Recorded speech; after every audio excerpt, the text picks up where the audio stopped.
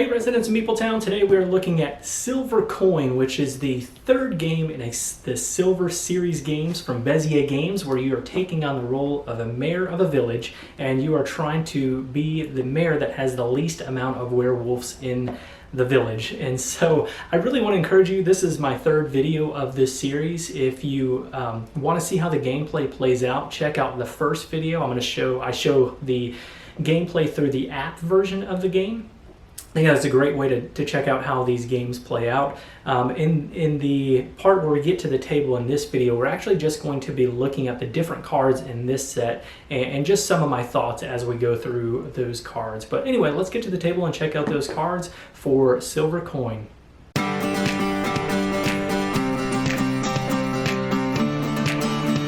Okay, so here are the cards for Silver Coin. I'm just going to kind of go through what these are. And just like the other sets, you're going to have these symbols. I'll skip the 0 for just a second, but the symbols on 1 through 4 are going to have this symbol at the bottom showing that that's when this card is face up. The ability will trigger.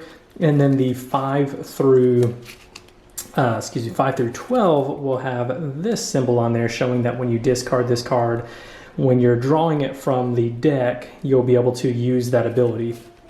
Now 13 and 0 are a little bit different, and I'll explain those as we get to them. So we'll start off with 0. So when face up at scoring, this is going to affect the scoring. You're going to give one of your cards to an opponent. So this one is a lot bit, take that. Now they're going to know it's coming because you're going to have this, it has to be face up for this to activate. But unlike Silver Bullet, where the card basically lets you, it lets you get rid of one of the cards at the scoring, this one is actually going to make the other player take one of your cards. Then the 1 is when this face up, you're going to turn this card face down and you're going to take one additional turn, which I think that can be really interesting. I like this one and I've used it, but it doesn't often play out the same way that you want to, because you have to flip it over, and this set has a lot to do with manipulating the cards, flipping them over, flipping them back, and so once you do that, you're going to have to flip it back over for that to activate again. The number 2 is when face up, you're going to rotate one of your cards 90 degrees or discard one of your 90-degree cards. Now I do like this. This is one of my favorite cards because I think it's really interesting. Now it is slow, but it is a way to get rid of some of your cards, and you're gonna, if you have this face up, the other players are gonna want to not have you have this face up, because again, you're gonna turn that 90 degrees, another card, and then next turn you'll be able to discard it. And that's great for a higher number card, obviously. The number 3 is when face up, turn this card face down and then turn over one other card. Again, another way to kind of manipulate the cards, turning them, flipping them upside down, flipping them over face up and then face down. Then when face up, you're going to use the ability on the top card of your discard pile as your turn. So you can just, again, use the ability on there on the top card of the discard pile that's already, normally you'd have to use it from the deck. Now this really changed that. Okay, now you've got the number 5, which is getting into the ones that have the symbol where you, as you're flipping them over, you take the action. This one, put this card face up in your village and then turn one other card over. Again, that same theme throughout this one of flipping cards over. Turn one card face down, then turn another card face up when you place that action. View all cards in one village, very similar to a card that we saw in the second set.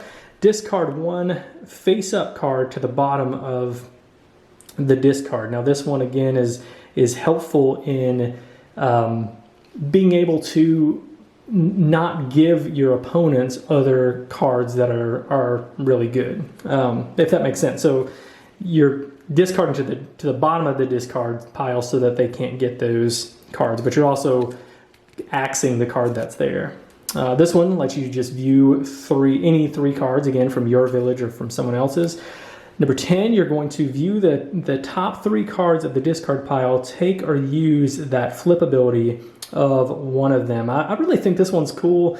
I enjoy using this one because then you have to think about the cards that you're discarding and it's not just that they're gone, because now you might be able to take the abilities, or the other players might be able to take the abilities on that. Number 11 is exchange the top card of the discard pile with one village card, and then place the village card on the bottom of the discard pile. Again, discarding to the bottom so that the other players aren't able to get those. And in this case, going back to the 10, now that it matters what cards are on top of the discard pile, you really have to take that into consideration, which is another reason why you would want to discard some cards down to the bottom of the discard pile. Number 12 is you're going to move one card from each village to its neighbor, all in the same direction. Now this one can be mean and a little crazy, topsy-turvy, kind of similar to the thing, that hand number 8 card from the bullet set, which really again shakes things up quite a bit. And then finally, this one's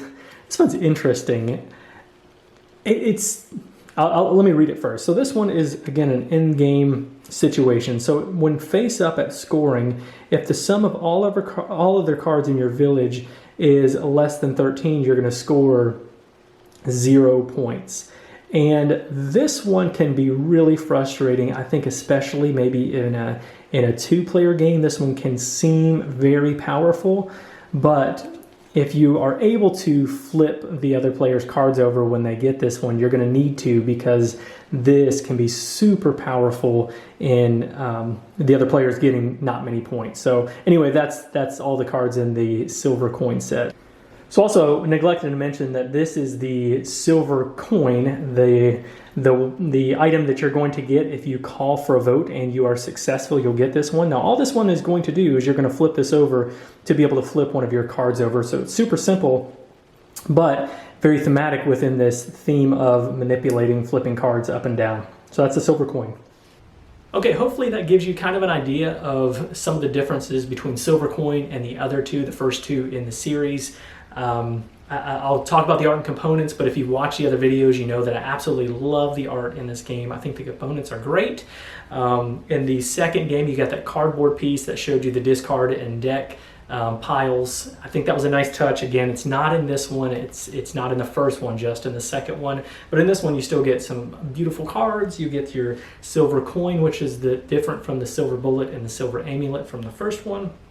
Everything else is pretty much the same. So some of the cards that I like in this game, and I'll say I really like this one. I like all three of these quite a bit, but this one, I really like how in this one you're doing a lot of manipulating of the cards. You're facing them up and down. The way that you discard them to the bottom of the deck, I think, is interesting. So you have a lot more of that manipulation going on. One of my favorite cards in here is the Curator, where you when it's face up, you can turn on your turn one of the cards 90 degrees, or if it's already turned 90 degrees, you can discard that card. So if you can keep that Curator face up in your village for a long time, that's a great way to get rid of some cards, especially some high cards.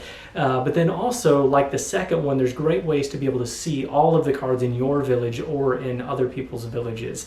I think I like that aspect better in the second and the third one than I do the first one, because I think it's quicker just to see what your cards are than to just guess what they are and throw them out there, which is fun in and of itself, I guess. But some of the ones that I think are a little, maybe not my favorite in this one is the Wolfman.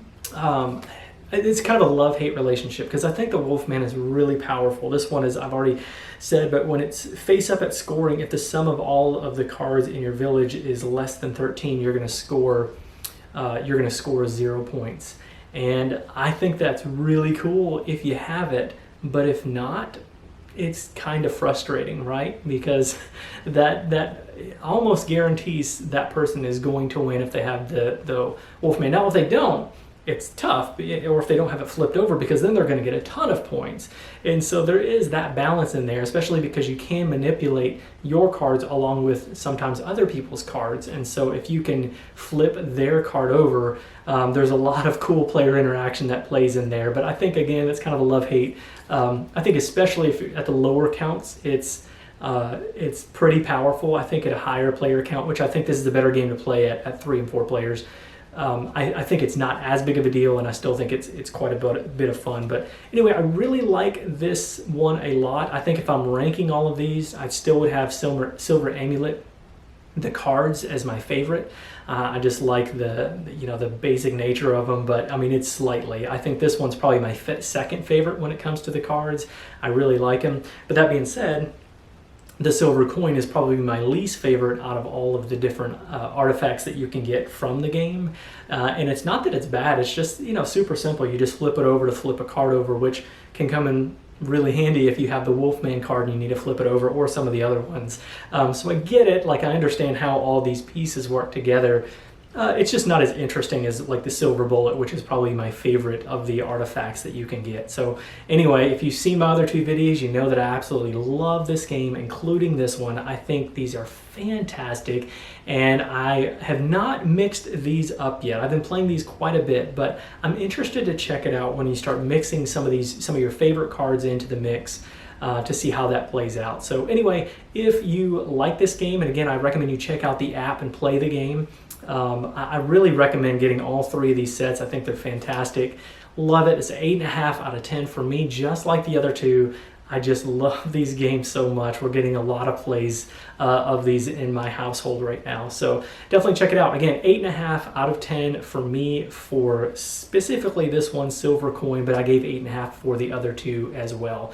If you want to get in touch with us, you can reach out to us at mapletowngames.com, where we have all of our videos, all of our podcasts and written reviews, everything on there. You can reach out to us there. You can get in touch with us through Instagram and Facebook and Twitter. That's at mapletowngames.